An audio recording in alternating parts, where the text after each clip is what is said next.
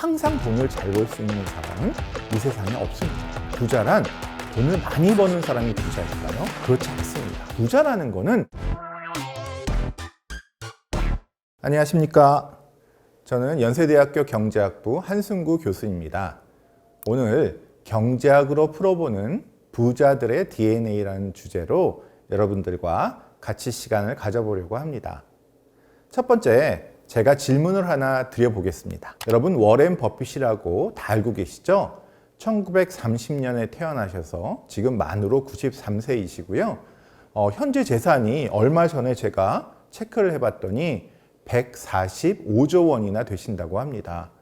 정말 상상도 할 수 없는 그런 재산 규모입니다. 그런데 만약에 이 93세의 세계적인 부자이신 워렌 버핏과 지금 몸과 재산을 다 바꿀 수 있다라고 하면 바꾸실 분은 몇 분이나 되실까요?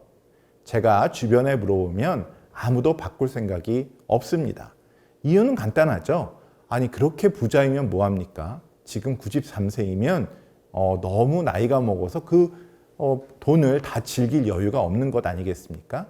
그래서 경제학은 많은 분들이 그냥 돈을 번다고 생각하시지만 사실 돈 이외에 저희는 인간의 행복을 어떻게 하면 극대화시킬까를 생각하는 학문이고요. 그 중에 중요한 한 요소가 돈일 뿐입니다. 또 한 분 제가 소개를 드리고자 합니다.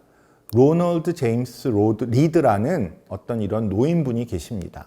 사실 이분 살아계셨을 때는 미국의 그 누구도 로널드 제임스 리드님이라는 사람을 알질 못했다고 합니다. 근데 이분이 돌아가실 때 어떤 일이 일어났냐면 동네에 있는 자기가 자주 다니던 도서관에 자기 재산을 기부하겠다라고 했는데 80억 원 정도를 기부를 하신 겁니다. 그래서 이분이 어떻게 80억 원을 기부했나 사람들이 깜짝 놀랐죠.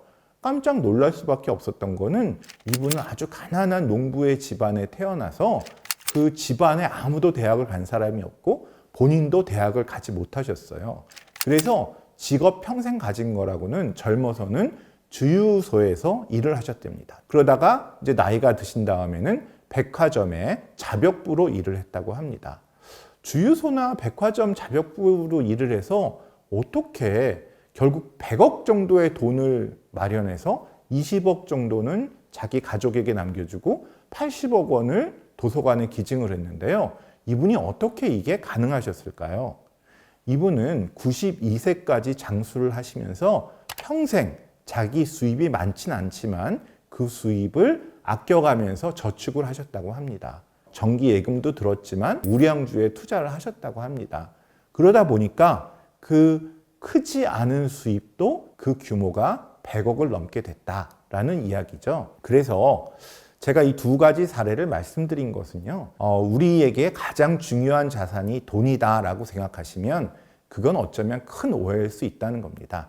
우리 모든 인간에게 동등하게 주어진 이 시간, 젊음, 이것을 어떻게 잘 매니지하느냐에 따라서 돈을 많이 벌 수도 있고 더 행복한 삶을 가질 수도 있다. 그런 제가 큰 전제 하에서 오늘 머니에 대한 이야기를 이어나가도록 하겠습니다. 혹시 최근에 내가 또는 내 와이프가 또 내 남편이 몇 살에 죽을지 궁금해 보신 적이 있냐 이렇게 묻습니다. 저랑 제 아내는 일주일에도 서너 번은 도대체 내가 몇 살에 죽을까 이런 이야기를 합니다. 왜냐하면 저희가 어떤 돈을 어디에 투자할까를 생각할 때 가장 중요한 것 중에 하나가 우리가 몇 살까지 살지입니다. 나는 한 70까지 살 거야 라고 해서 70까지 살 정도의 돈을 마련했는데 90까지 살게 되면요, 그 70살 이후의 20년은 재정적으로 너무 힘들어지겠죠. 반면에 나는 90살까지 살 것 같아 라고 준비했는데 70세도 되기 전에 죽으면 그 막대한 재산이 다 물거품이 되고 자기가 사용도 못하게 될 겁니다.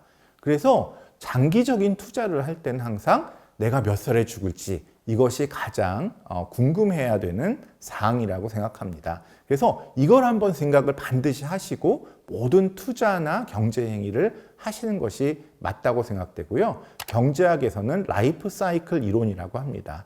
우리는 그냥 오늘 내가 얼마의 돈을 쓰고 내일 얼마의 돈을 쓰고 모레 얼마의 돈을 벌 것인가 이 정도밖에 생각을 안 하면 이것은 올바른 경제 생활이 아니라는 거죠. 항상 내가 죽는 날까지 돈을 얼마나 벌 것이며 그 돈으로 어떻게 살 것인가를 라이프 전체를 놓고 생각을 해야 된다는 겁니다. 근데 이게 되게 복잡한 일인 것이요. 제가 죽는 날까지 무슨 일이 생길지 모릅니다. 갑자기 부모님이 편찮으실 수도 있고 자녀 교육비 같은 것이 많이 들어갈 수도 있습니다. 그리고 제가 좀 전에 말씀드린 것처럼 뜻하지 않게 오래 살 수도 있습니다. 그래서 이런 불확실한 어떤 일이 일어날지 모르는 걸 저희가 컨틴전시라고 하는데요.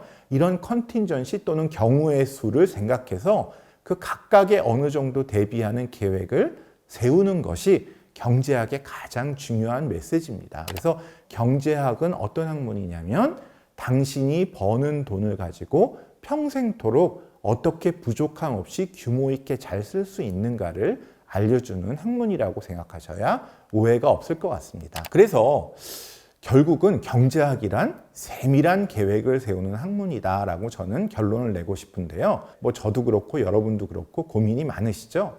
근데 그 고민은 결국 궁극적으로는 딱 한마디로 요약이 됩니다. 나는 노력은 하고 싶지 않은데 성공은 하고 싶다. 정말 고민될 만한 이야기입니다. 왜? 노력하지 않고 성공할 방법이 없기 때문이죠. 노력하지 않고 놀면서 성공을 포기하거나 노력을 해서 성공을 하거나 이 둘 중에 하나를 선택할 수밖에 없죠. 그럴 때마다 저는 떠오르는 얘기가 이솝 우화의 개미와 배짱이 이야기입니다. 이 이야기는 마치 개미가 훌륭한 사람이고 배짱이가 훌륭하지 않은 것처럼 얘기했는데요. 경제학에서는 그렇게 생각하지도 않습니다. 개미는 개미대로의 논리가 있고 배짱이는 배짱이대로의 논리가 있는 거죠.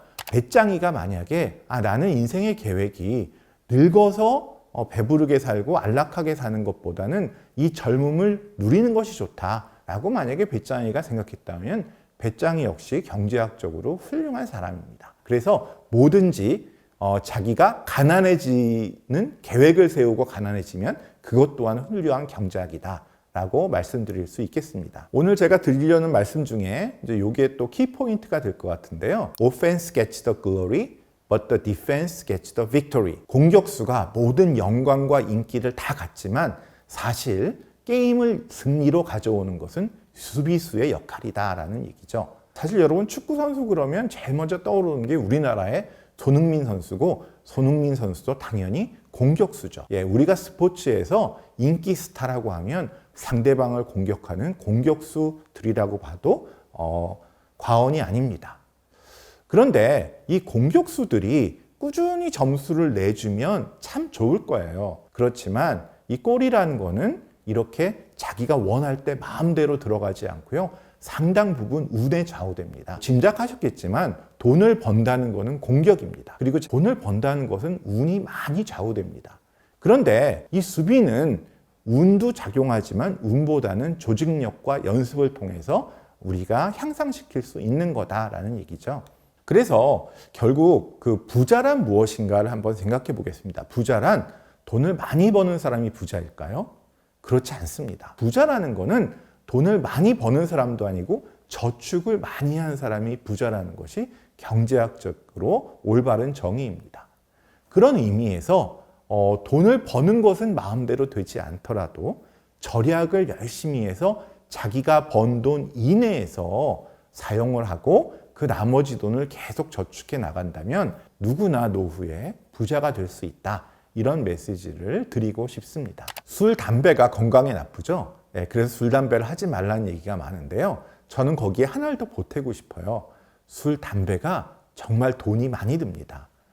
그까짓 게 얼마나 들겠어 라고 하지만 그 돈을 한번 한 달에 20만 원씩 적금을 든다고 생각하시면 아마 20세부터 그렇게 적금을 들어서 60세에 은퇴했을 때 다른 거 아무것도 안 해도 그 돈만으로도 노후 보장이 될 겁니다. 그래서 우리가 평소에 사는 삶에서 이렇게 자기가 줄일 수 있는 부분을 줄여가는 것이 너무 중요하다라는 것이고요. 요새 경제 교육이 많이 떠오르는 화두인데요. 경제 교육이 그냥 멀리 있는 미국에 누가 어떻게 돈을 썼다 이거 갖고는 와닿지 않습니다. 그렇지만 우리 부부가 있고 자녀들이 있는데 이 돈을 어떻게 사용하면 자녀들이 집을 살 때 보탬이 되고 우리가 노년에 의료비에 보탬이 될까 이런 것들을 가족끼리 논의를 하면 그것이 경제 생활의 가장 중요한 한 발자국이다 라는 것을 말씀드릴 수 있겠습니다. 그래서 결국은 부자는 자기 번 돈보다 쓴 돈이 적어야 된다라는 겁니다.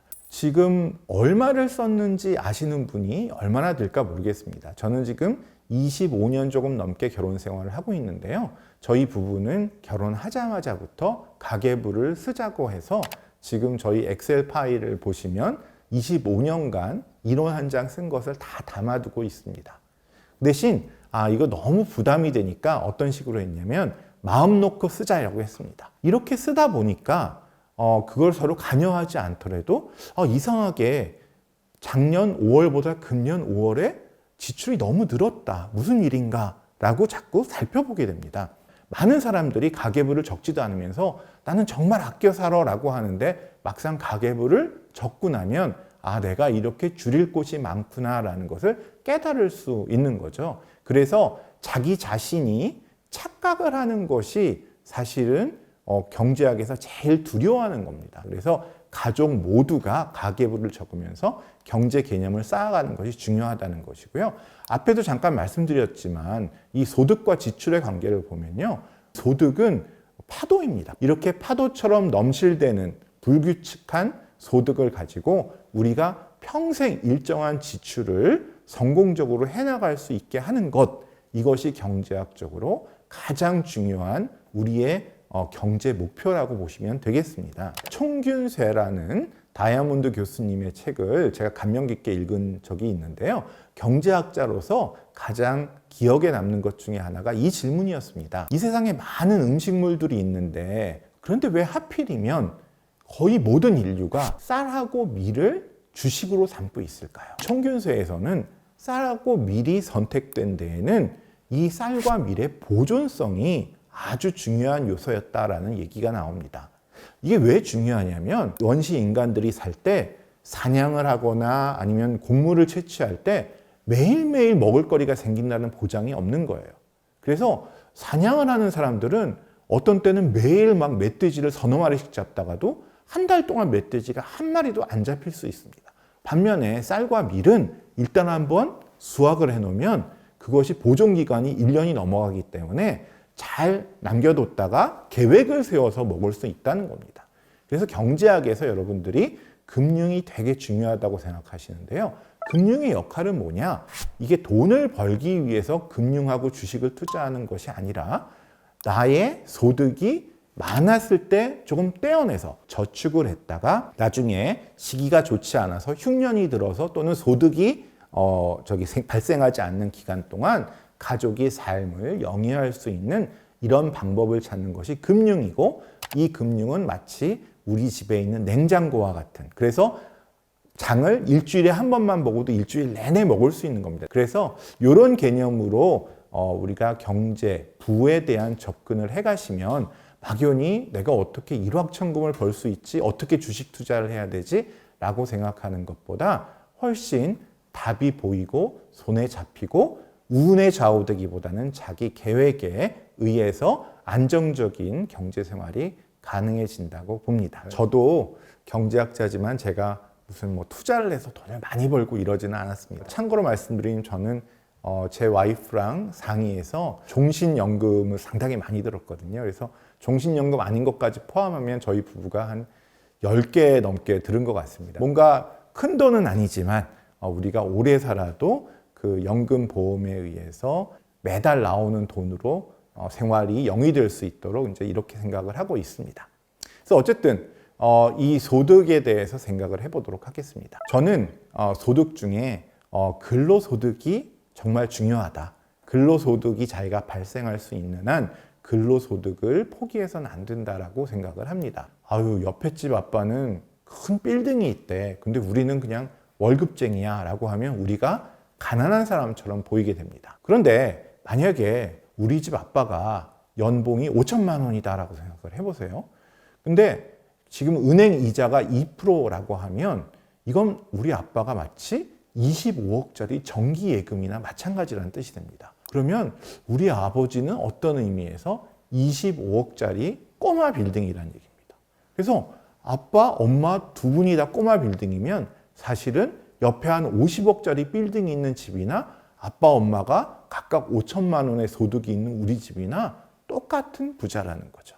그래서 이 근로소득이 작아 보여도 꼬박꼬박 들어온다는 것이 되게 중요한 수입원이다라는 것을 우리가 인식을 하면 빌딩이 많아서 부자라는 사람을 부러워할 필요가 없고, 어떻게 보면 우리가 이렇게 연봉을 꼬박꼬박 받아오는 사람들은 모두 하나의 꼬마 빌딩인 사람이다라고 우리가 생각하면 됩니다. 그래서 저는 어머님들에게 그냥 남편이라고 생각하지 말고 남편이란 이름의 꼬마 빌딩이라고 생각하시고, 이 사람이 계속 몇 천만 원의 수입이 발생할 수 있도록 잘 건강도 관리해주고 정신적으로도 관리해주고 이렇게 하시는 것이 재테크의 1번이다라고 말씀을 드리는 경우가 많이 있습니다. 지금 독자분들 중에 좀 젊으신 분이 계시면 이 말씀을 드리고 싶습니다. 수천 명의 제자를 이제 배출하다 보니까 그 졸업생들과도 얘기를 하게 되는데요. 그 사람들이 선생님, 저는 지금 취직해서 2년 동안 열심히 일했는데도 아무도 저를 인정해 주지 않아요. 이렇게 얘기하는 경우가 많습니다.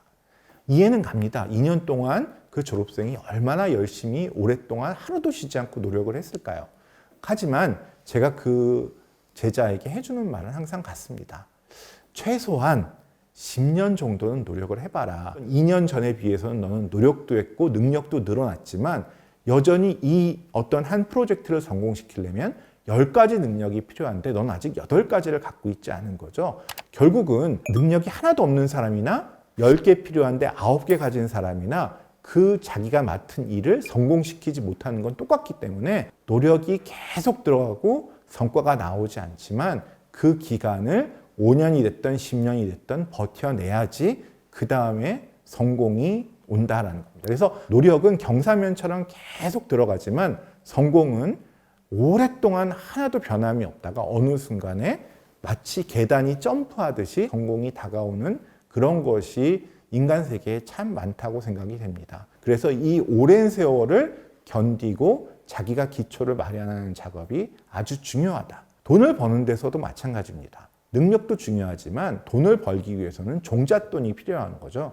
이 종잣돈을 급하게 마련한다고 무슨 도박을 한다거나 돈을 꾸어서 한다거나 이러다가 정말 경제적으로 회복할 수 없는, 평생 회복할 수 없는 타격을 받는 사람이 너무너무 많습니다. 그래서 결국은 열심히 자기가 저축을 해서 몇 억을 마련하면 그 종잣돈을 활용해서 그 다음에 성공을 할 수 있다. 이런 이야기가 가능한 것입니다. 예를 들어서 제 제자 중에도 직장 취직하자마자 또는 심지어 학생이 막 투자를 한다고 주식 투자를 한다 이런 학생들이 있습니다. 그래서 제가 물어봅니다. 잘 되냐? 그러면 저 2배로 늘렸습니다. 이익을 2배나 받습니다. 그럼 원래 돈이 어디냐? 그러면 이 학생들이 투자한 돈이 50만 원, 100만 원인 거예요. 100만 원을 투자해서 2배로 늘리면 200만 원이죠. 물론 아주 훌륭한 일이지만 그 100만 원을 200만 원으로 늘리려고 이 학생은 수업도 소홀히 하고 매일 밤마다 이것저것 연구한다고 했던 것이죠. 그런데 그 시간에 만약에 이 학생이 공부를 해서 조금 더 좋은 직장 또는 좋은 자격증 시험을 만약에 합격을 했다면 그거는 이 100만 원에 비할 수 없는 가치가 될 수 있을 겁니다. 그래서 이렇게 100만 원 갖고 열심히 2배로 늘리기보다는 1억을 만들어서 종잣돈을 그 다음에 20% 이득만 받아도 그럼 2천만 원 이득이 되기 때문에 저는 항상 학생들에게 일단 열심히 일해서 종잣돈을 만든 다음에 투자의 방법을 찾아봐라 이런 이야기를 들려주고 있습니다. 여러분들은 전무님, 상무님, 임원 되면 많이 벌 수 있을까? 월급이 그렇게 늘까라고 생각하지만 아마 여러분이 생각하시는 것보다 그분들은 많은 소득을 올리시고 계실 겁니다. 그래서 내가 뭐 이렇게 해서 월급 받아서 언제 돈을 벌어 라고 생각하시지만 사실은 지위가 올라가는 것이 주식에 투자하는 것보다 더 많은 돈을 벌 가능성이 충분히 있고요. 그렇지 않다고 해도 주식은 운에 의해서 벌 수도 있고 안 벌 수도 있지만 열심히 노력하는 것은 어느 정도 그 지위가 올라가고 승진이 보장되기 때문에 이 방법이 훨씬 바람직한 방법이다라는 말씀을 드리고 싶습니다. 또 하나 지위가 올라가면 좋은 게요.